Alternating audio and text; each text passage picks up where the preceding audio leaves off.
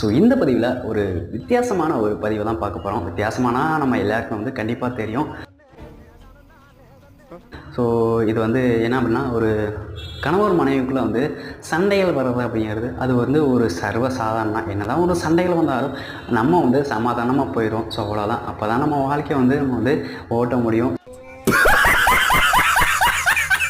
அது நம்ம எல்லாருக்கும் வந்து தெரியும். ஆனால் உத்தரப்பிரதேசத்தில் ஒரு கணவர் மனைவி வந்து திருமணமாகி வெறும் 40 நாளில் வந்து ஆகுது. 40 நாளில் வந்து ஸோ அவரோட கணவர் வந்து வெறும் 6 முறை தான் வந்து குளிச்சிருக்கிறாராம்.